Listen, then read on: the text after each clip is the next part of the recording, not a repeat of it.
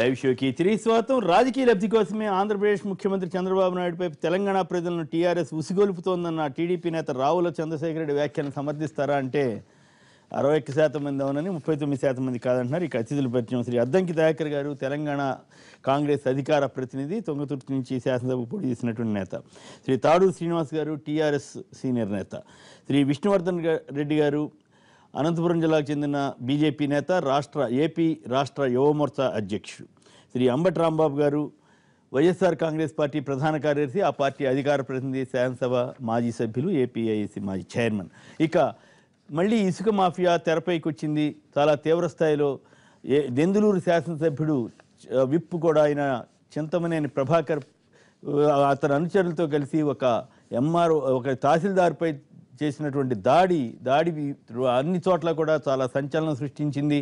ఇసుక మాఫియాకు వ్యతిరేకంగా ఎక్కడైనా సరే మేము చర్య తీసుకుంటామంటూ చంద్రబాబు నాయుడు గారు అనేక సందర్భాల్లో ప్రకటించారు. అలాగే మహిళలకి ఎక్కడ ఏమి జరిగినా సరే ఫోన్ కాల్తో నేను అన్నీ చేస్తానని చెప్పినప్పటికి కూడా ఇంతవరకు ఒక మహిళా ఎంఆర్ఓపై, తహసీల్దార్పై దాడి జరిగితే ఎమ్మెల్యేపై కేసు సంగతి అట్లా ఉంచితే ఎదురు మనదాక్షిపైనే కేసు పెట్టడం చర్చనీయాంశం అవుతోంది.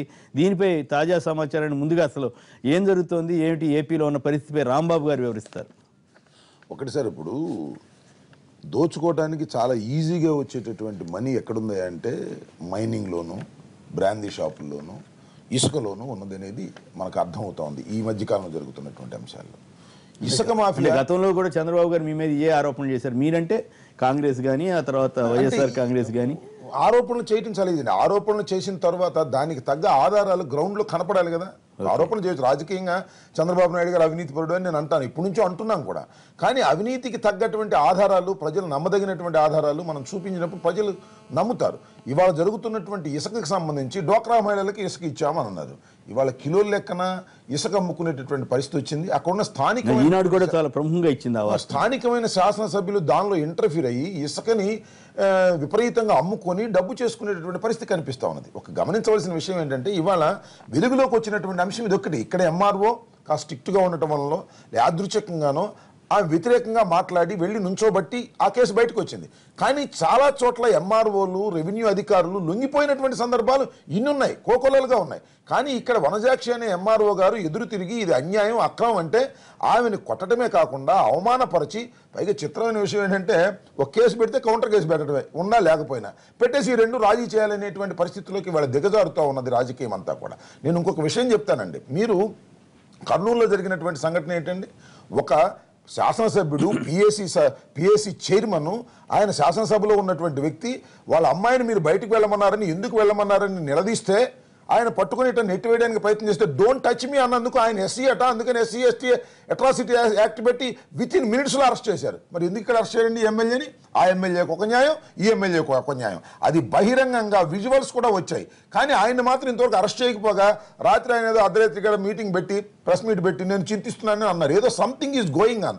మనం చూసాం ఇంతకుముందు బోయపాటి సుధారాణి అని కృష్ణాయపురంలో ఈ భూములకు సంబంధించి ఆమె అగ్రెసివ్గా మాట్లాడితే ఆమెను ఏదో కాలు పట్టుకునో, గడ్డం పట్టుకునో, బెదిరించో, బామాలో ఏదో కార్డులు ఉపయోగించి ఆమెను అలాగే విత్డ్రా చేసుకునే విధంగా చేసి మళ్ళీ భూమిని ఇచ్చేటట్టుగా చేశారు. ఏదో కాంప్రమైజ్ చేయాలనేటువంటి ధోరణితో ఇవాళ వ్యవహరిస్తూ ఉన్నారు. ఇసుక మాఫియా, మట్టి మాఫియా, అలాగే గన్ను మాఫియా చేసి ఇష్టం వచ్చినట్టుగా శాసనసభ్యులు దోచుకునేటువంటి పరిస్థితి వచ్చింది. దీని అన్నిటికీ కారణం చంద్రబాబు నాయుడు గారు. ఎన్ని కబుర్లు చెప్పారండి? మహిళలకు ఫోన్ చేస్తే టకామని వచ్చేస్తున్నారు. ఇంకో మహిళ ఫోన్ చేయటువంటి గగ్గోలు పెట్టి ఏడుస్తూ ఉంటే దిక్కు దేవాణం లేనటువంటి పరిస్థితిలో ఉన్నది వాళ్ళ. ఇంతవరకు శాసనసభ్యుడు సమాధానం ఏదో అలా చెప్పాడు తప్ప శాసనసభ్యుడు అరెస్ట్ చేయొద్దండి. అరెస్ట్ చేసి కోర్టులో సందర్భంలో చెప్పారు, ఇంకో సందర్భంలోనేమో 17 కేసులున్నాయి, నన్ను ఏం చేయలేదు, ఈ కేసులో కూడా నాకే సంబంధం. చింతమనేని ప్రభాకర్ అనే వ్యక్తి గురించి ప్రపంచం అంతా తెలుసు. ఆయన మీద 17 కేసులు ఉండటమే కాకుండా రౌడీ షీట్ ఉందండి ఆయన మీద. ఇప్పటికి కూడా రౌడీ షీట్ ఉంది. ఆయన ఊరేగింపుకి వెళ్ళి డిఐజీ గారిని కలిసి వచ్చారు, ఆయన మీద ఏమి యాక్షన్ తీసుకోలేదు. ఒక రెవెన్యూ అధికారిని భూమనారెడ్డి గారి మీద కూడా రౌడీ షీట్ ఉండొచ్చు, భూమనారెడ్డి గారి మీద కూడా రౌడీ షీట్ ఉండొచ్చు. కానీ ఆయన మీద రౌడీ షీట్ ఉంది, ఈయన మీద రౌడీ షీట్ ఉంది. ఆయన మీద ఏ విధంగా ప్రవర్తించారో ఈయన మీద కూడా ఆ విధంగా ప్రవర్తించాలి కదా. ఏమిటి ఇంకేమైనా ఎక్స్క్లూజివ్ గా స్పెషల్ పవర్స్ ఏమన్నా ఉన్నాయా? ఆయన విప్పుకి అధికారంలో ఉన్న వాళ్ళకి ఆ వెసులుబాటు ఉంటుంది అనుకుంటానే. అధికారంలో ఉన్న వాళ్ళకి వెసులుబాటు వెసులుబాటు ఉంటే ఇంక చంద్రబాబు నాయుడు గారికి మామూలుగా ఉండే వ్యక్తులకి ఏమిటి సంబంధం కాదు కాదు ఇప్పుడు ఏ పార్టీ అధికారంలో ఉన్నా వాళ్ళ పార్టీ వాళ్ళు ఏం చేసినా కొంచెం జాగ్రత్తగా చూసి ఉన్నట్టు లేదా మరీ తప్పపోతే ఒకసారి ఓ రోజు జైలుకి వెళ్ళి రాని బతిలాడినట్టు అలా అని ఒప్పుకోమండి చంద్రబాబు నాయుడు గారు మా పార్టీ ఆయననే కాదు మీ పార్టీ అధికారంలో ఉన్నా కూడా ఇంత దారుణంగా ఎప్పుడు లేదండి. ఏదైనా కొద్ది గొప్ప ఏదో కాంగ్రెస్ పార్టీ అధికారంలో ఉన్నప్పుడు కొద్ది గొప్ప ఎమ్మెల్యేలకి ఏమన్నా ఉంటే ఉండొచ్చునేమో కానీ ఒక డ్యూ ప్రాసెస్ అంటూ ఉండేది. ఎమ్మటే అరెస్ట్ చేయటం, కోర్టులో పెట్టడం, బెయిల్ తీసుకోవడం, కనీసమైన ప్రొసీజర్ కూడా ఫాలో కాకోకుండా గగ్గోలు పెడితే పరిస్థితి ఏమిటంటే నాకు అర్థం కాలేదు. నాకు అనుమానం చివరికి చంద్రబాబు నాయుడు గారు ఆ వనజాక్ష ఎంఆర్ఓ కేసీఆర్ తో కూడా కుమ్మక్కైపోయిందని కూడా అన్న ఆశ్చర్యపోవాల్సినటువంటి అవసరం లేదు. ఎందుకంటే తలా తోకాలేనటువంటి విషయాలు చెప్తున్నాను. నేను ఒకటి చెప్తున్నా అండి, ఇవాళ ఆంధ్రప్రదేశ్లో 13 జిల్లాల్లో ఎమ్మెల్యేలకు లైసెన్సులు ఇచ్చి మట్టమ్ముకోమని, గన్లు అమ్ముకోమని, బ్రాందీ షాపుల్లో వాటాలు తీసుకోమని, అలా ఇసుక అమ్ముకోమని, అన్నిటి మీద ఆరోపణ ఇవన్నీ గ్రౌండ్ లో జరుగుతున్నటువంటి 100% వాస్తవాలండి. దీనిలో నేను ఏది ఎక్సెస్ చెప్పింది కూడా కాదు. సంవత్సర కాలంలోనే ఇంత దౌర్భాగ్యమైనటువంటి పరిపాలన చంద్రబాబు నాయుడు గారు, అనుభవజ్ఞులైనటువంటి చంద్రబాబు నాయుడు గారు ప్రజలకు అందిస్తున్నారు. చాలా నీచమైన పరిపాలన జరుగుతుంది. నిజం చెప్పాలంటే సెక్షన్ 8 హైదరాబాద్ లో కాదు, సెక్షన్ 8 ఏదైనా అవకాశం ఉంటే అక్కడ పెట్టాలి. మరి ప్రొవిజన్ అంగీకరించకపోవచ్చు, కానీ ఒక వర్గాన్ని చీల్చి వారి మీద చాలా దారుణమైనటువంటి కేసులు పెట్టేటువంటి ఏంటి అంటే తెలుగుదేశం కానటువంటి వ్యక్తులు ఎవరున్నా సరే, అన్యాయానికి అడ్డం వచ్చిన అధికారులు ఎవరున్నా సరే వాళ్ళని కొడతాము అనేటువంటి, కొట్టడమే కాదండి కేసు తిరిగి పెట్టడం కేసు అండ్ కౌంటర్. ఇక్కడ చూడండి, రేవంత్ రెడ్డి దొరికిపోతే ట్యాపింగ్ కేసు ఎవడు పెట్టారు అంటే ఈ రెండు రాజీ చేయాలని. రాజీ చేస్తావా? అవుతాయా మరి? రాజీ ఎందుకు అవుతాయండి? రాజీ చేస్తావా, రాజీనామా చేస్తావా అని గవర్నర్ మీదకి వెళ్ళారు. అక్కడేమో కలెక్టర్ దగ్గరికి వెళ్తారు, రాజీ చేస్తావా లేకపోతే ట్రాన్స్ఫర్ చేయమంటావా అని. ఇది ఒక తంతు జరుగుతూ ఉంది. కేసు అండ్ కౌంటర్ పెట్టి రాజీ పడిపోయి అధ్వాన్నమైనటువంటి పరిపాలన అందించాలని చంద్రబాబు నాయుడు గారు, బహుశా నా ఉద్దేశం చంద్రబాబు నాయుడు గారు అలా అనుకుంటున్నాడో లేక నిజంగానే చంద్రబాబు నాయుడు గారికి ఆ గ్రిప్ ఏమన్నా పోయిందేమో నాకు అనిపిస్తుంది. ఎందుకంటే చంద్రబాబు నాయుడు మరీ ఇంత దారుణమైనటువంటి పరిపాలన గతంలో కూడా 9 సంవత్సరాలు ఇంత దారుణమైన పరిపాలన ఎప్పుడలేదు. అయితే నాకు అనుమానం ఏంటంటే చంద్రబాబు నాయుడు గారికి అసలు గ్రిప్పే పోయిందేమో అడ్మినిస్ట్రేషన్ మీద. ఆయనే ఓటుకు నోటు కేసులు ఇరుక్కున్న తర్వాత ఎమ్మెల్యేలు ఆయన లెక్క చేయనటువంటి పరిస్థితి ఉన్నదేమో, లేక ఎమ్మెల్యేలు ఇలా సంపాదించుకుని రేపు ఎన్నికల్లో ఖర్చు పెట్టుకోవాల్సిందే కదా, సంపాదించుకోండి దోచుకోండి అని ఇండైరెక్ట్ గా లైసెన్స్ ఇచ్చాడేమో అనేటువంటి భావన కలుగుతా ఉంది. మరి ఆయన మిత్రపక్షమైన బీజేపీ నేత ఏం చెప్తాడు అన్యాయం అనకపోతే అది మిత్రపక్షం శత్రుపక్షం తెలిసిపోతుంది. లైసెన్స్ ఇచ్చారా? మీకు కూడా ఏమైనా అవకాశాలు వస్తున్నాయి అట్లా? ఎవరైతే తహసీల్దార్ ఉన్నారో ఆ సంఘటన ఏదైతే ఉందో, ఈ ఆమె మా వనజాక్షి గారి మీద జరిగినటువంటి దాడి అయితే ఎవరు దాడి చేసినా, చింతమనేని గారు ఆయన అనుచరులు ఎవరు చేసినా కూడా ఇప్పుడు బహిరంగ క్షమాపణ చెప్పాలి. ఆ రకమైనటువంటి దాడులను ఎవరు ప్రోత్సహించొద్దు. భారతీయ జనతా పార్టీకి ఆ సంఘటన తీవ్రంగా ఖండిస్తున్నాం. 2, మరో దుర్మార్గమైనటువంటి విషయం ఏంటంటే, నేను అంబటి రాంబాబు గారితో ఒకే ఒక విషయాన్ని ఏకీపిస్తున్నా. ఈ కౌంటర్ కేసు ఏదైతే ఉందో ఇది పరిష్కారం కాదు. 2ది, ఆ రకంగా మనం భయభ్రాంతులకు గురి చేయొద్దు. ఆ రకమైనటువంటి వార్త తప్పుడు సంకేతాన్ని ప్రజల్లోకి తీసుకునే అవకాశం ఉంటే తక్షణం ఆయన వాలంటరీగా మీడియా ముందరికి వచ్చి, లేకపోతే ప్రభుత్వం ముందరికి వచ్చి ఈరోజు చింతమనేని గారు లొంగిపోవాల్సిన అవసరం ఉంది. 2వ అంశం, అరెస్ట్ చేయాలంటారా? అరెస్ట్ అనేటువంటి దాని మీద ప్రభుత్వం సీరియస్ గా విచారణ జరిపించారు. చింతమనేని బాధ్యులు అయితే ఖచ్చితంగా చర్యలు తీసుకోవాల్సింది. బాధ్యులు కాదా అనేది మీకు ఏమి అర్థం కాదు. ఇప్పుడు ఉన్నటువంటి విజువల్స్ ప్రకారం అవన్నీ కూడా ఆయన అనుచరులు దాడి చేశారు, డాక్టర్ మహిళలతో దాడి చేసిన, దాడి చేసినా కూడా చేయించినటువంటి వాళ్ళు కూడా ముద్దాయిలు అవుతారు.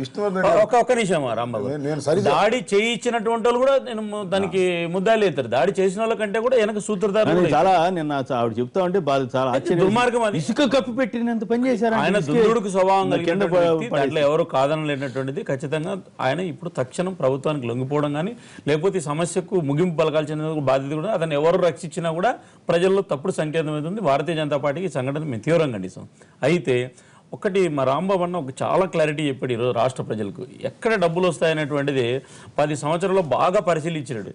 ఎవరెవరు ఎట్ట దోచుకున్నారు, రాంబాబు అన్న దోచుకున్నాడు నేను అన్నాను. కానీ అంటే ఆయనకు తెలిసినటువంటి వాళ్ళు ఏంటంటే బయ్యారం గనులు అంటే మా ఇంకా అనుభవం రాలేదు. సంవత్సరం మీకు 10 సంవత్సరాల అనుభవం.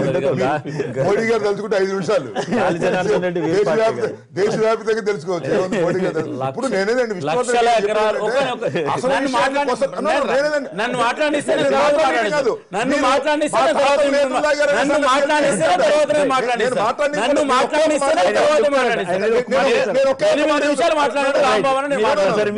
అది కాదు. నేను మాట్లాడినప్పుడు మీరు మాట్లాడలేదు కాబట్టి మీరు అడ్డగోలుగా అన్ని విషయాలు బయ్యారంగాల గురించో 10 సంవత్సరాల గురించో మాట్లాడే ఇక్కడ ఒక్క విషయం అండి ఇక్కడ బయ్యారంగానులు రాంభవానికి ఏం సంబంధం? పాత గురించి లలిత్ మోడీ కేసు గురించి మాట్లాడాల్సి ఉంటుంది. లలిత్ మోడీ నేనేం చేయాలి?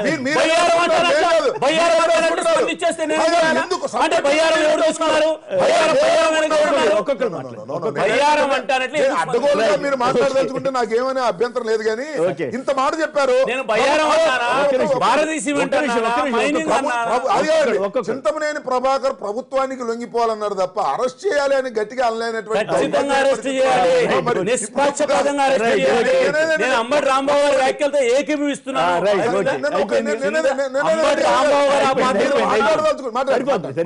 నేను ఎక్కడ కూడా బయ్యారం గురించి కానీ బయ్యారం నాకు తెలియదన్నా. నువ్వు స్పందిస్తాను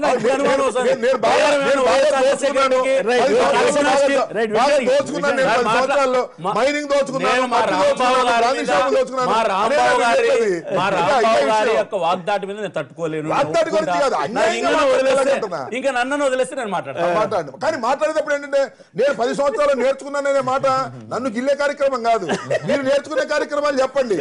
ఇవాళ జరుగుతున్నటువంటి కుంభకోణాలు కేంద్రంలో వాటికి సమాధానం చెప్పండి. Right, okay. కేంద్రం దాకేం తెలియదు, ముందు రాష్ట్రానికి చెప్పండి. ఒక్క నిమిషం. లక్ష్మీరెడ్డి గారు పొద్దుటూరు నుంచి మీరు మాట్లాడుతున్నారు. పొద్దుటూరు నుంచి లక్ష్మీరెడ్డి గారు నమస్కారం అండి, మాట్లాడండి. నమస్తే సార్. అక్కడ ఉన్న పెద్దలందరికీ నమస్తే. మీ జిల్లాలో కూడా ఇసుక మాఫియా ఉందా సార్? ఇప్పుడు ఎంఆర్ఓ జరిగిన ఘటన అయితే దురదృష్టకరమే. ఏమైంది, ఎమ్మెల్యే అరెస్ట్ చేయాల్సిందే. ఇంకో విషయం, మన రాంబాబు సార్ గారు చంద్రబాబు వైఎస్ఆర్ టీఆర్ఎస్ తో కుమ్మక్క అవుతున్నారు అని అన్నారు, అంటారేమోని. ఇంకో విషయం, ఇక్కడ కేసీఆర్ సుంకేశ్వర డ్యామ్ పొలగొడతామంటే మాట్లాడు, పాలమూరు ప్రాజెక్టు కట్టామంటే మాట్లాడు, విద్యార్థుల సమస్యల గురించి మాట్లాడరు. వీళ్ళ కుమ్మక్కైంది ఎవరు టీఆర్ఎస్ తో? ఆంధ్ర వీళ్ళు అసలు ప్రతిపక్షమైనది ఆంధ్రాలో ఏ సంవత్సరం వీళ్ళు ఆంధ్రాలో టీఆర్ఎస్ అన్ని టీఆర్ఎస్ సపోర్ట్ గా మాట్లాడుతున్నారు తప్పితే ఒకటన్నా ఆంధ్ర ప్రజల తరపున వీళ్ళు మాట్లాడుతున్నారా? ఏ ఒక్క విషయం అన్నా? రైట్, మేము టీఆర్ఎస్ తో కుమ్మక్కయ్యామని మీరు అంటున్నారు అంతే కదా. చంద్రబాబు గారి పాట మీరు పాడుతున్నారు, పాడండి. Right, okay. రాములు గారు నంద్యాల నుంచి. నమస్కారం అండి. మీ దగ్గర ఎట్లా ఉంది ఇసుక మాఫియా? హలో, మాట్లాడండి. నమస్కారం సార్. కర్నూలు జిల్లాలో ఆ మధ్య ఒక వార్త వచ్చింది, చెక్ పోస్టులు పెట్టి మరి వసూలు చేశారు. అదే సార్ చెప్తున్నా సార్ మీకు. ఏం చెప్పండి. అదే ఎమ్మెల్యే భూమనాయ Reddy sir don't touch me అన్నకే అరెస్ట్ చేసి 14 రోజులు రిమాండ్ చేశారు కదా. మరి ఒక లేట్ ఆఫీసర్ మీద ఆయన చింతమనేని గారు చేసుకుంటే ఎంతవరకు చర్యలు సార్? అవును, అది చూడటానికి కూడా ఎబ్బెట్టుగానే ఉంది. నాయకులకైతే ఒక న్యాయం, ఇక్కడ పార్టీ వాళ్ళకైతే ఒక న్యాయం సార్. అవును, ఏం చేస్తాం, పోలీసు వ్యవస్థలు అట్లా అయిపోయినాయి, ప్రభుత్వాలు అట్లా అయిపోయినాయి, ఏం చేస్తాం. మరి రాష్ట్ర విభజన తర్వాత మరి ఇది పెరిగిపోయింది. చిన్న రాష్ట్రం అయ్యేసరికి కూడా ఈ సమస్య పెరిగిపోయి పోలీసు వాళ్ళు కూడా మనకెందుకు వచ్చిందిలే, ఎవరు అధికారంలో ఉంటే వాళ్ళకి అనుకూలంగా ఉందామని అనుకుంటున్నారో ఏం పాడో అన్ని చోట్ల అట్లా అయిపోతా ఉంది వాతావరణం. రైట్, కంప్లీట్ చేయండి. సంఘటనలు అనేటువంటిది ఇది ప్రభుత్వానికి కూడా చెడ్డ పేరుస్తుంది. 2, ఇసుక విధానం అనేటువంటిది ఏదైతే ఉందో అది ఆంధ్రప్రదేశ్లో పూర్తిగా వైఫల్యం చెందింది. ఈ ప్రభుత్వం తీసుకొచ్చినటువంటి విధానం ఉపన్యాసాలకి పరిమితమైంది తప్ప ఇసుక అనేటువంటిది ఎట్లయిపోయిందంటే గతంలో మనం ట్రాక్టర్లు లారీల్లో కొనుక్కున్నటువంటి వాళ్ళు, ఇంకా మీ కృష్ణా జిల్లా వాళ్ళకైతే మీరు ఎవరు కావాలంటే వాళ్ళు తెచ్చుకునేటువంటి వాళ్ళు ఈరోజు కిలోల్లో ఇసుక కొనేటువంటి పరిస్థితి. ఇది ప్రభుత్వం పునఃసమీక్షించాలి. దానివల్ల చాలా పెద్ద డబ్బులు సంపాదించాను అన్నారు చంద్రబాబు గారు. 400 కోట్లు ఎంత వచ్చిందని చెప్పారు, అంత ముందు తినేశారు కాంగ్రెస్ వాళ్ళు. నేను ఒకటేంటంటే ఎవరు 400 కోట్లు సంపాదించారు, ప్రభుత్వానికి 400 కోట్లు వచ్చింటే 4000 కోట్లు ఎవరు జోబులకు పోయినటువంటిది ప్రశ్న ఉత్పన్నమవుతుంది. నేను ప్రభుత్వం అయితే తక్షణం ఇసుక విధానం మీద సమీక్షించాలి. ఎడ్ల బండ్లు కనీసం అమ్ముకునేటువంటి వాళ్ళు కూడా ఇబ్బందులు పడే పరిస్థితి. అనంతపురం జిల్లాలో బాలకృష్ణ ఇంటి ముందు ధర్నా చేశారు. ఈ ఎడ్ల బండ్లు చిన్నగా అమ్ముకున్నాడు. అయితే ఒకటి, ప్రభుత్వానికి సంబంధించినటువంటి అనేక అంశాల మీద విధానాల విషయంలో రూపకల్పనలో కానీ పొరపాట్లు జరిగితే ఇట్లాంటి సంఘటనలు పునరావృతం అయ్యేదానికి అవకాశం ఉంది. ఇప్పటిదాకా మా విధానంతో సంబంధం ఉంది. దౌర్జన్యం చేసుకోగలిగిన అధికారం ఉన్నప్పుడు ఎమ్మెల్యేలకి నిజంగా విధానంతో సంబంధం ఉంటుందా? కొమ్మినేని గారు, ఇప్పుడు జరుగుతున్నటువంటి పరిణామాలు ఏంటంటే ప్రభుత్వంలోకి వచ్చినటువంటి సందర్భంలో కేసులు ఇవన్నీ కూడా ఎవరు ప్రభుత్వం అధికారంలో ఉంటే వాళ్ళకి కావాల్సిన వ్యక్తులను సంరక్షించుకోవడం, రక్షించుకోవడం, వాళ్ళకు వ్యతిరేకంగా ఉన్నటువంటి వ్యక్తుల మీద కేసులు పెట్టడం సర్వసాధారణంగా జరుగుతున్నటువంటిది. ఇదేమి ఈ రోజు రాత్రి ప్రారంభమైనటువంటి విషయం కాదు.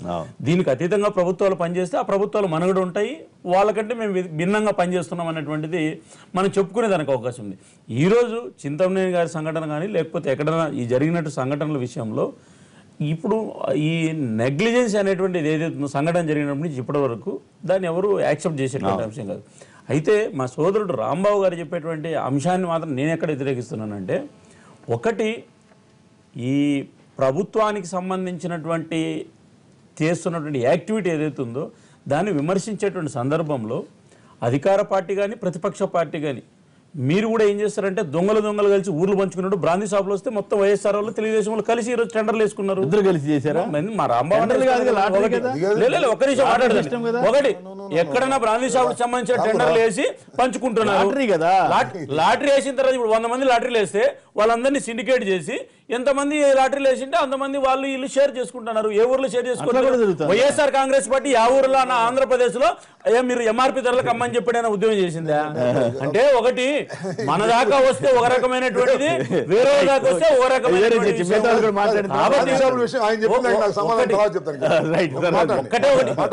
కొమ్మనేని గారు నేను ఏమంటానంటే, ప్రజా సమస్యల మీద ప్రతిపక్ష పార్టీలు నిష్పక్షపాతంగా పనిచేసే సందర్భంలో ఆదాయ మార్గాలు వచ్చేటువంటి సందర్భంలో కూడా అదే రకంగా వ్యవహరిస్తే బాగుంటది. కాబట్టి చెప్పే నీతులకు చేసేటువంటి చేష్టలు కూడా తేడా ఉందని చెప్పి నేను గుర్తు చేస్తున్నాను. రైట్, ఒక్క నిమిషం. రేవతి గారు ఆమనగల్ నుంచి లైన్ లో ఉన్నారు. రేవతి గారు నమస్కారం అండి, మాట్లాడండి. నమస్కారం సార్, అక్కడ ఉన్న పెద్దలందరికీ నమస్కారం. చెప్పండి. అసలు చాలా దారుణం మేడం పైన అట్లా జరగడము. ఇంకోటి వాళ్ళు భూమా నాగిరెడ్డి కొంచెం సీరియస్ అయినందుకే అరెస్ట్ చేశారు. మరి ఇంత పెద్ద ఇన్సిడెంట్ జరిగింది, వాళ్ళు ఎందుకు రియాక్ట్ అవ్వట్లేదు? గవర్నమెంట్ వాళ్ళ కింద నడుస్తుంది అనేసా. ఇంకోటి వైసీపీ వాళ్ళు తెలంగాణతో కుమ్మక్కైంది అంటారు, అది చాలా రాంగ్. ఎక్కడ అనేముంటే ప్రశ్నించడం వాళ్ళ ఎవరైనా హక్కే, అట్లా అంటే చాలా దారుణము. రైట్, ఓకే, ఎవరు వాదన వాళ్ళు చేస్తుంటారులేమ్మా. నేను తెలంగాణలో ఇసుక పరిస్థితి ఏంటి? ఈ మధ్య ఏమి పెద్ద విమర్శలు ఏమి రావట్లేదా? ఆ మధ్య కొంత గడబడ నడిచింది. కానీ ఇప్పుడు దీనికి సంబంధించి చెప్తూనే దాన్ని మనం ప్లాన్ చేయొచ్చు. ఇప్పుడు వనజాక్షి అనే అంశం వల్ల ఈ అంశం క్లియర్ అప్ అయింది రాష్ట్రం మొత్తానికి కూడా. అయితే ఈ కంచే చేను మేస్తే అనేది దీనికి చాలా సూటబుల్గా ఉంటుంది. ఎవరు ఈ వనరుల పరిరక్షణ చేయాల్సింది ఎమ్మెల్యే, ఆ ప్రాంతానికి సంబంధించి ఎవరి మీద దాడి జరిగితే ప్రొటెక్ట్ చేయాల్సింది కూడా ఎమ్మెల్యేని. నా ట్రాక్టర్ మీద చింతమనేని యూత్ ఉంది, ఆ ఎమ్మెల్యేలే దాడి చేస్తే దేని కొరకు? ఈ అక్రమంగా ఈ ఇసుక తరలింపుకు సంబంధించి నీ ఉద్యోగినే పోయి అడ్డుకుంటుంటే నీ గన్మేనే కొట్టిన పరిస్థితి. అంటే ఎస్ఐ గారు చూస్తా ఉన్న పరిస్థితి.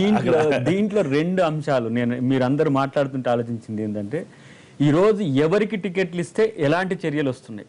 తను ఆ ఇసుకను కాపాడాల్సిన బాధ్యత ఉన్న ఎమ్మెల్యేనే తనే ఈరోజు ఆ దందాకు పాల్పడుతూ తర్వాత ఎదురొచ్చిన వాళ్ళని మనం బీహార్ అట్లాంటి రాష్ట్రాలు చూస్తాం, ఐఏఎస్ ఆఫీసర్లనే చంపిన చరిత్ర చూస్తాం. అలాంటిది ఎమ్మెల్యే స్థాయిలో ఎంఆర్ఓను చంపడానికి ప్రయత్నించినట్టే ఇది. ఇసుకలో పెట్టి పాతడానికి చేసిన ప్రయత్నం ఇది ఈజీ మనీ కొరకు వాళ్ళు ఇన్వెస్ట్మెంట్స్ 20 crores 30 crores 50 crores పెట్టడం వల్ల ఈజీ మనీ అయితే ఎట్లా వస్తుంది? నీకు ఇన్వెస్ట్మెంట్ లేని రిటర్న్ కదా ఇది ఇసుక అనేది. నీకు ఇంకా ఇక్కడ పెట్టుబడి ఉండదు. ఒక దవాఖానలో అక్రమం చేస్తేనో లేకపోతే ఒక వేరే అంశాల్లో అక్రమం చేస్తే ఎవడన్నా పట్టుకుంటాడు. మీడియా అలర్ట్ అయిన తర్వాత ఈ సమస్యలు వస్తున్నాయి. ఇక్కడ కూడా పోచారం శ్రీనివాసరెడ్డి మీద విస్తృతమైన ప్రచారం జరిగింది. తర్వాత అలంపూర్ మా ఎమ్మెల్యే సంపత్ ఇంతకు ముందు ఏది కేఈ కృష్ణమూర్తి గారితో కలిసి ఇక్కడ హరీష్ రావు కొత్త దందా చేసి ఆ 2 ఏదైతే కృష్ణా తుంగభద్ర ఉందో అక్కడ జరిగిందని వచ్చింది. నా దగ్గర ఈసీ మూసీ కలిసే దగ్గర చాలా ఎక్కువ ఇసుక మేట ఉంటుంది. అక్కడ చాలా కాంక్రీట్గా అక్కడ తీసుకోవద్దని కూడా జీవోలు కూడా ఉన్నప్పటికి కూడా అక్కడి నుంచి హైదరాబాద్కు, అక్కడి నుంచి అబ్దుల్లాపూర్ మెట్కి ఇట్లా తరలించి విస్తృతంగా అమ్ముకుంటున్న పరిస్థితి ఉంది. అంటే ఈ రోజు రైతులకు అది జరుగుతున్నాయంటారు, 2 వైపులా జరుగుతున్నాయి. కాకపోతే ఇక్కడ ఇష్యూ చంద్రబాబు నాయుడు రేవంత్ రెడ్డి ఈ అంశం వచ్చిన తర్వాత ప్రజా సమస్యలు అనేవి మొత్తంగా కూడా ఈరోజు ఆ సమస్యకే పరిమితం అయిపోయినాయి. ఇలా వనజాక్షి అని ఒక ఎంఆర్ఓ మీద దాడి జరగడం వల్ల మళ్ళీ ఇలాంటి అంశాలు తెరలోకి రావడం, మీరు చర్చ పెట్టే కాడికి వచ్చింది ఈ పరిస్థితి. అంటే నేను ఇక్కడ అక్కడ అనేది ఇప్పుడు అప్పుడు అని కూడా అంటలేను. నేను ఇప్పుడు కేవలం ఈ ప్రభుత్వాలు వచ్చినప్పుడే అని అంటలేం. కొంతమంది పెట్టుబడిదారులు ఎవరైతే ఉన్నారో ఈ రాజకీయాలను తమ ఒక పరిశ్రమగా భావించిన వ్యక్తులు రాజకీయాలకు రావడం వల్ల ఎక్కువ మొత్తంలో పెట్టుబడులు పెట్టడం వల్ల వస్తున్న సమస్యలు వాటిని పూడ్చుకోవడానికి దళారీ వ్యవస్థలుగా మారి చేస్తున్న ఈ వ్యవస్థను మనం అందరం కూడా వ్యతిరేకించాల్సిన అవసరం ఉందని. రైట్. సాగర్ రెడ్డి గారు కడప నుంచి లైన్లో ఉన్నారు. సాగర్ రెడ్డి గారు నమస్కారం, మాట్లాడండి. ప్రతి మండలంలో ఉంది సార్. ఏమంటారు?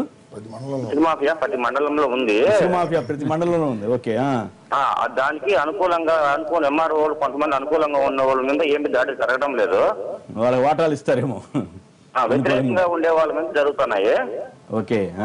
అది మామూలు యాడ్ చేసినా దాని సైలెంట్. అది ఇంకోటి సార్, పక్కన ఇసుక ఏట గట్ట ఇల్లు కూడా కట్టుకోవాలంటే కూడా రైతులు ఇబ్బంది పడుతున్నారు సార్. ఇసుక 2000-2500 ట్రాక్టర్ అంటున్నారు. అది కొనాలంటే చాలా పేదోళ్ళు కానీ చిన్న చిన్న ఇల్లు కట్టుకోవాలని చాలా బాధలు పడిపోతున్నారు సార్. ఇసుక దొరకటమే లేదు. మరి చంద్రబాబు గారు మీ ఇసుక మీద బ్రహ్మాండంగా ఆదాయం తెచ్చాము, ప్రభుత్వానికి మేలు చేశాము, డ్వాక్రా మహిళలకు మేలు చేశామని చెబుతున్నారు కదా. అంటారా? రైతులు వచ్చే ఆదాయం అంతా ఇట్లా ఇసుకొనే సరిపోతా అంటే ఏంటి తెచ్చుకుంటారు ఇల్లు కట్టాలంటే అన్న పేదోళ్ళు. వాళ్ళకన్నా చిన్న చిన్న పేదోళ్ళు పక్కన పల్లె వాళ్ళకన్నా ఏమన్నా చిన్న చిన్న పేదోళ్ళు వైట్ కార్డు ఉండే వాళ్ళకన్నా ఫ్రీగా అన్న ఇదే మంచి సలహా, మంచి సలహా. నిజమే, ప్రభుత్వం అంటే కేవలం ఇట్లా ప్రతిదీ అమ్ముకోవడమే కాకుండా పేదలకు కూడా మేలు జరిగే పరిస్థితి ఉండాలి కదా. 80,000 రూపాయలు ఒక లారీ ఇసుక 80,000 ఈ రోజు కూడా బెంగళూరు. మా అనంతపురం జిల్లా బార్డర్లో ఉంటుంది. చాలా మంది ఈరోజు కేసులు నమోదు చేశారు పోలీసులు, రెగ్యులర్ కేసులు నమోదు చేస్తున్నారు. అంటే అది బిగ్ లారీస్. ఓకే. అంటే దాదాపు 6 ట్రాక్టర్లు ఏమో ఉంటుంది. 80,000 రూపాయలు అంటే ఏముంది, పోతే పోయిందని 10,000 పంచుకుంటూ వెళ్తే మిగతా 70,000 లాభం. ఇసుక అనేటువంటిది కూడా మాట్లాడిన తర్వాత శ్రీనివాస్ గారు చెప్పండి, తెలంగాణలో కూడా ఇట్లాంటి పరిస్థితి అంటున్నారు. ఇప్పుడు మీరు సంబోధిస్తున్నాడు తెలంగాణలో అయితే ఒక ఇంత సీనియర్ జర్నలిస్ట్ మీ నోటి నుండి ఉండడం నేను చాలా సంతోషపడుతున్నా. ఎక్కడ కూడా అలాంటి సంఘటనలు వినిపించట్లేదు. ఈ మధ్య వినిపించట్లేదు అన్న. అసలేమీ లేదని ధైర్యం నేను చేయలేను ఎవరికి. మీ సర్టిఫికేట్ మాకు గొప్పది. అసలేమీ లేదండి. ఈ మధ్య కాలంలో విషయాలు రావట్లేదు. ఈ మధ్య కాలంలో కొన్ని పార్టీలకు కానీ కొంతమంది నాయకులకు కానీ మీరు రుచించట్లేదు. కానీ మీ కామెంట్ మేము చాలా బ్రహ్మాండంగా తీసుకుంటాం. మంచి అయినా విమర్శ అయినా రెండు నేను సద్విమర్శ కింద తీసుకుంటాం. రెండో విషయం ఏంటంటే కాంగ్రెస్ పార్టీ అంటుందంటే కాంగ్రెస్ పార్టీ తప్పకుండా ఇప్పుడు మినుగుడు పురుగు తెలంగాణ రాష్ట్రంలో మిరుగుడు పురుగు అప్పుడప్పుడు విమర్శలు వారి ఉనికిని చాటుకోవడానికి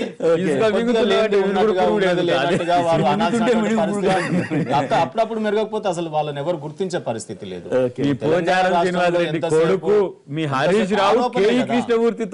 మామూలుగా కాదు ఇది. ఒకటండి, ఈ రోజు న్యాయస్థానాల మీద అవగాహన తెచ్చుకొని ఎక్కడైనా ఏమైనా తప్పు జరిగితే కాంగ్రెస్ పార్టీ పిల్లేయాలి, పబ్లిక్ ఇంట్రెస్ట్ పిల్లేయాలి, ఉట్టి ఆరోపణలు అలిగేషన్స్ చేస్తూ కాలం వెల్లదీయడం అనేది కాంగ్రెస్ పార్టీ ఇప్పుడు చేస్తున్నటువంటి పని. ఎందుకంటే బ్రహ్మాండమైనటువంటి అభివృద్ధి మేము ఇసుక విధానంలో మీ సేవ ద్వారా అమ్ముతున్నప్పుడు ఇప్పుడు చాలా తక్కువ ధరకే అమ్ముతున్నాయి. మొత్తం అఫీషియల్ గా వాళ్ళు పోయి బుక్ చేయడం మీ సేవ ద్వారా రావడమే జరుగుతా ఉంది. నేను చెప్తున్నాను కదా, ఈ రోజు కన్స్ట్రక్షన్ మెటీరియల్ అన్ని విధాలుగా ఇక్కడ సౌకర్యవంతంగా తెలంగాణలో ఉంది కాబట్టి ఇన్ఫ్రాస్ట్రక్చర్ డెవలప్మెంట్ అవుతుంది. ఈ రోజు మీరు క్రెడాయి సమావేశంలో మీరు కూడా వచ్చారు కదా, వాళ్ళందరూ బిల్డర్స్ ఎంత సంతోషం వెలిపించినారు. ఈ రోజు ఇది ఒక్కటే ఇసుకనే కాదు, అన్ని విధాలుగా మన కన్స్ట్రక్షన్ డెవలప్మెంట్ బిల్డర్స్ అందరూ హ్యాపీగా ఉన్నారు. ఈ రోజు హ్యాపీగా ఉన్నారు. డెఫినెట్ గా క్రెడాయి సమావేశమే ఈ సందర్భం వచ్చింది కాబట్టి నా దగ్గర ఇది చూస్తే వంగమర్తి దగ్గర మూసి మీద దాదాపు వాళ్ళు ట్రాక్టర్లతో తోలడానికి మీ సేవ పర్మిషన్ ఉంది. లారీలతో తరల్చి అబ్దుల్లాపూర్ మెట్లో ఇసుక మేటలు, ఇసుక గుట్టలు.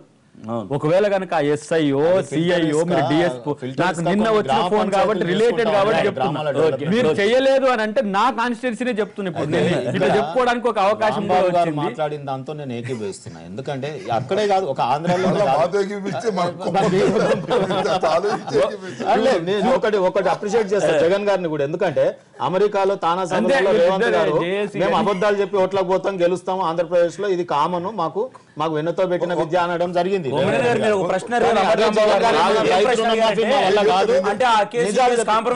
ఎట్లయితే కాంప్రమైజ్ అన్నాడు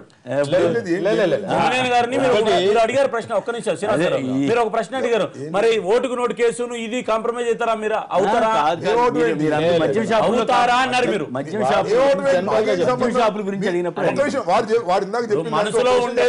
మనసులో ఉండేది బయటకు వస్తుంది. నాకు తెలియదు, రామోహన్ అయితే మాట్లాడతాడని నేను మాట్లాడలేదు. మోడీ గారితో కదా కాంప్రమైజ్ అయ్యారా? మనసులో ఉండేది వీరికి బీజేపీ వారికి తెలుస్తుంది. ఒక విషయం ఇందాక విష్ణువర్ధన్ రెడ్డి గారు ఒక మాట అన్నారు, గ్రౌండ్ లెవెల్లో వైఎస్ఆర్సీపీ వాళ్ళు, తెలుగుదేశం వాళ్ళు కాంప్రమైజ్ బ్రాందీ షాపులు. ఒక విషయం, బ్రాందీ షాపుల విధానం వారికి కూడా తెలుసు. ఏంటి, లాటరీ పద్ధతి మీద వస్తాయి. లాటరీ పద్ధతి మీద వచ్చిన తర్వాత అందరూ కలిసి సిండికేట్లు అవుతున్నారు. అవి ఎంఆర్పీ రేట్ల కన్నా ఎక్కువ రేట్లకు అమ్ముకుంటున్నారు. అయితే మీరెందుకు ఉద్యమం చేయాలని మమ్మల్ని అడుగుతారు. వీరు ప్రభుత్వంలో వీరు ప్రభుత్వంలో భాగస్వాములు. మోడీ గారు, చంద్రబాబు నాయుడు గారు కలిసి ప్రభుత్వాలు చేస్తారు. ఎంఆర్పీ రేట్లకు ఆ కన్నా ఎక్కువ అమ్ముతుంటే మీరెందుకు ఉద్యమం చేయాలని మమ్మల్ని ప్రశ్నించేటటువంటి స్థాయిలో మీరుంటే మీరు ఏం చేస్తున్నట్టు? మీ ప్రభుత్వం ఉన్నట్ట పోయినట్ట? ముందు మీ ప్రభుత్వం యొక్క వైఫల్యాన్ని అంగీకరించండి. మీరు మంత్రులుగా ఉన్నారు, దీనిలో ఉన్నారు, అక్కడ ఉన్నారు. మీ వైఫల్యాన్ని మేము ఉద్యమం చేయమని కోరుకునే దశకి మీరు దిగజారిపోతే మేమేం చేస్తాం చెప్పండి? నీతి నిజాయితీ కలిగినటువంటి మోడీ ప్రభుత్వంలో పనిచేస్తున్నారు.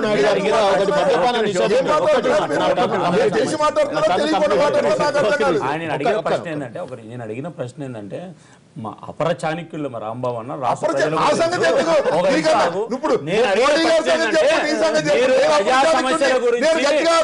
సమస్యల గురించి పాపం టీవీలో ఎన్టీవీ డిబేట్ లో గొంతెత్తి చాడుతుంటే, అరే మీరు వైఎస్ఆర్ కాంగ్రెస్ పార్టీ సంబంధించిన నేతలు, మీరు ఈరోజు మీ అపోజిషన్ పార్టీ అయినటువంటి తెలుగుదేశం పార్టీకి సంబంధించిన కింది స్థాయి వాళ్ళు మీరు కలిసి దొంగలు కలిసి ఊరు పంచుకుంటే బ్రాందీ షాపులో ఎక్కువ ధరలుగా అమ్ముతున్నారా? నేను మాట్లాడితే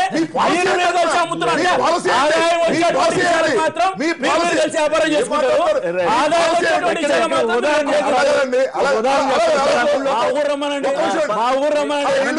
మా ఊరు వైఎస్ఆర్ కాంగ్రెస్ పార్టీ తెలుగుదేశం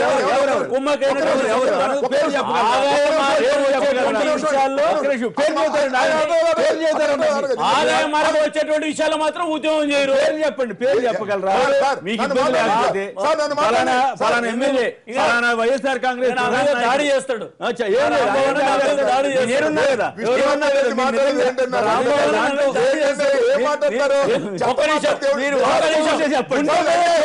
మన రామభవన్ బ్రాందీ షాపులకు సంబంధించిన విషయంలో ఆంధ్రప్రదేశ్ లో ఇండైరెక్ట్ ఒప్పుకున్నాడు. ఏమన్నాడు? లాటరీ సిస్టమ్ వేస్తారు, ఎక్కువ ధరలు అమ్ముకోవడానికి.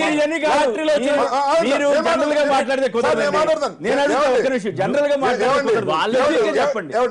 ఏదో ఒక పనికి మాలిన ఆరోపణ చేయటం, మా ఊరు రమ్మంటాం, నేను గుండెమే చేసి చెప్పాలంట, ఈయన గుండెమే చేసి చెప్పనండి మోడీ ప్రభుత్వం ఎంత బ్రహ్మాండంగా ఉన్నదో, ఈయన గుండెమే చేసి చెప్పండి. జగన్మోహన్ రెడ్డి గారిని ప్రకటించమనండి.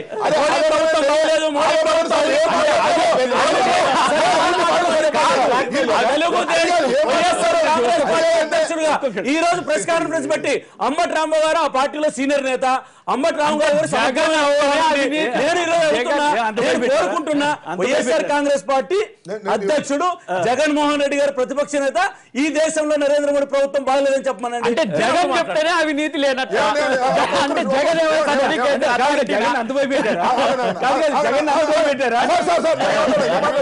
అంటే వెనకో సామెత ఉంది, మీరు కొట్టారు బాగానే ఉంది, మీ నాన్న వచ్చి కొట్టమను, మీ తాత వచ్చి కొట్టమను, అందరి చేత తనులు తిన్నామని జగన్మోహన్ రెడ్డి గారు నాన్నమను. ఏమిటండి? అంటే ఆయన ఒక సంకేతం ఇస్తున్నారు.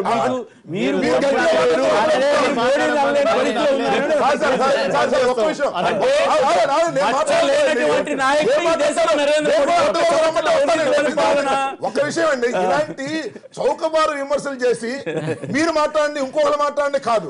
అసలు మీ అంతరాత్మ మీద చెయ్యేసుకు చెప్పండి, మీరు చేస్తున్న పని ఏమిటి? ఒక దొంగ చంద్రబాబు నాయుడు ఏకమై మీరు దొంగ పనులు చేసేటటువంటి దౌర్భాగ్యమైన పరిస్థితికి మీరు వచ్చి నిజాయితీ చెప్పుకోవడం కాదు. చట్టం తెలుసు, సామాజిక స్ఫూర్తికి గౌరవిస్తూ తెలంగాణ ప్రభుత్వ అంతర్గత విషయాల్లో మేము జోక్యం చేసుకోము, ఆంధ్రప్రదేశ్ అంతర్గత విషయాలు జోక్యం చేసుకోము.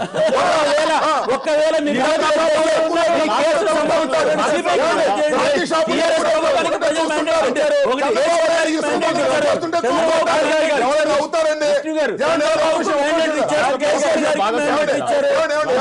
ఒకవేళ ఈ రాష్ట్ర ప్రభుత్వాలు వైఫల్యం చెందితే మీరు చేత కాకోకుండా సిబిఐ విచారణ చేయమని చెప్పి మీరు లేఖలు రాస్తే ఖచ్చితంగా నాకు అర్థమవుతుంది ఏంటంటే మీరు అటు చంద్రబాబుని రక్షించడానికి, ఇటు జగన్ ని రక్షించడానికి, అటు కేసీఆర్ ని రక్షించడానికి ముగ్గురిని మీరు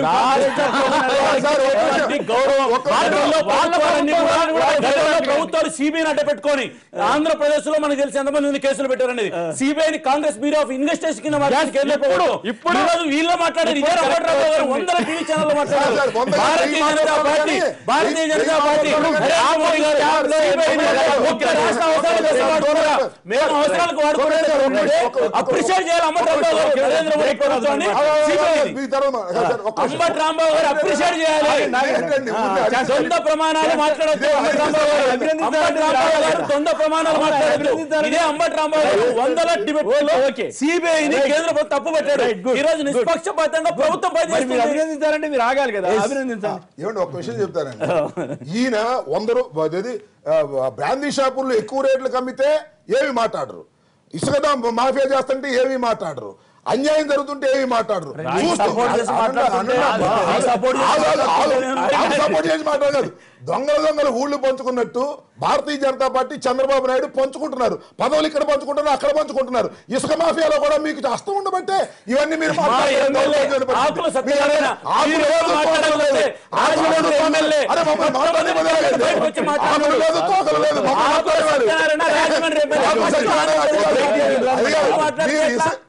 మీకు ఏదో ముట్టుతున్నాయి కాబట్టి భారతీయ జనతా పార్టీ మాట్లాడటం లేదు. మంత్రులు మీకు అలవాటు తక్కువ ఉంది, మీకు అలవాటు